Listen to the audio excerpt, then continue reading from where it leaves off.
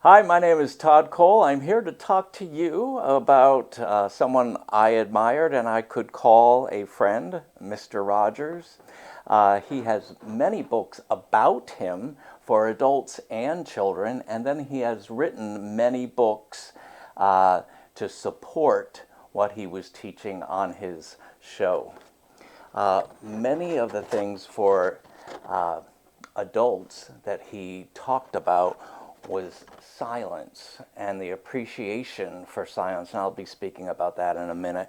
And then, of course, looking for the helpers. That was his message on September 11th when he made a call for everyone to look for the helpers during our time of need. Uh, I have a whole box of letters written to me by him. And this is a letter that he wrote when he was down in Florida. And on the back he said, "T, found this feather this morning. It wants to be with you." And he just sent a feather from his walk on the beach, along with a note that went with it. One time I was sitting in his office, and lo and behold, one of my pockets was loose with change, and I guess a dime fell out onto the chair. Well, the very next day, he sent me a letter with this dime taped to it saying, "I found this in the chair you were sitting, and I think it might be yours." That's how kind of a person he was. He really had very neat calligraphy type handwriting, didn't he? The last one I just want to share with you is about when I wrote to him how when I was traveling from Pittsburgh to Maine, and how I said I did so much thinking while I was driving. And he wrote, "Obviously you, Todd, recognize the great value of silence. You talked about driving and thinking, taking the time to think. I'm wondering how we can help children discover that important part of their life.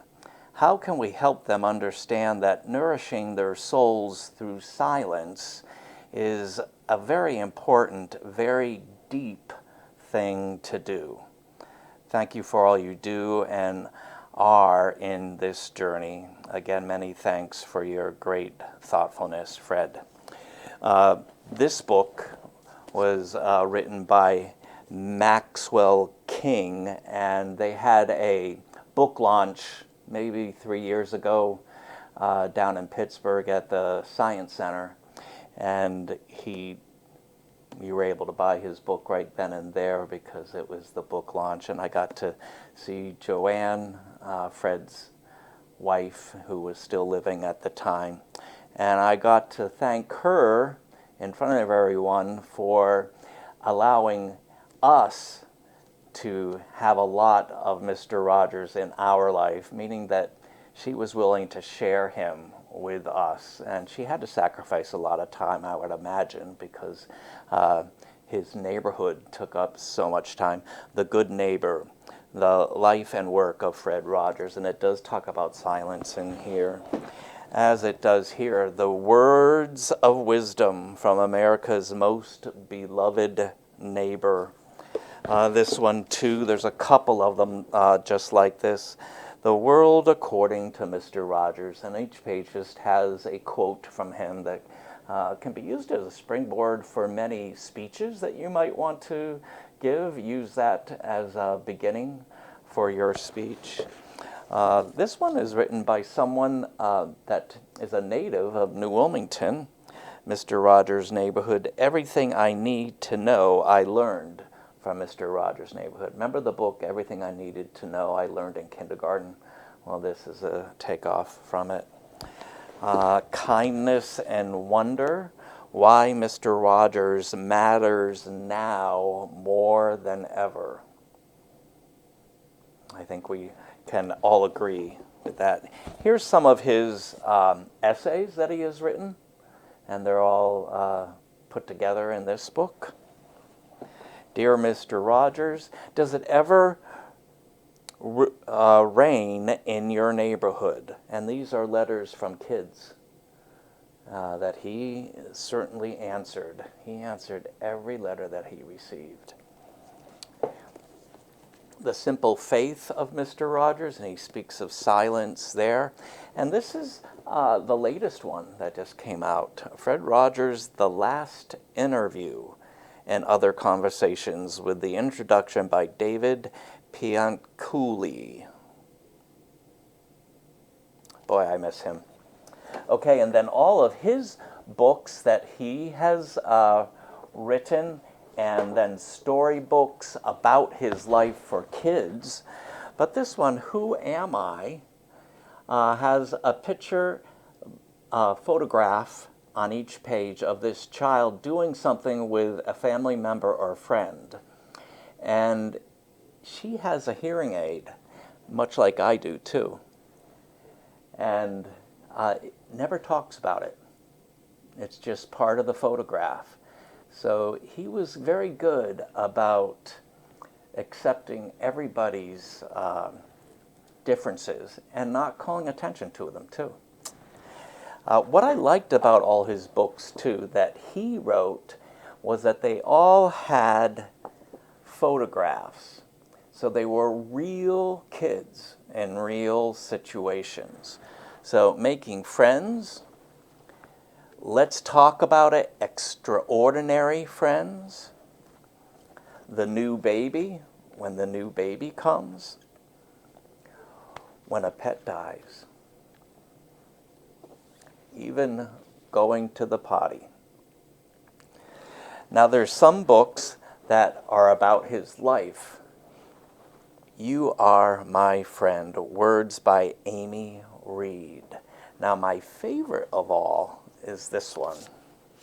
Hello, Neighbor, The Kind and Caring World of Mr. Rogers by Caldecott medalist Matthew Cordell.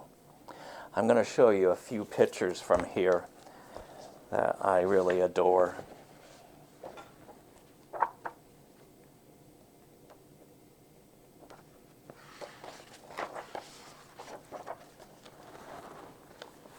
Look at the very end.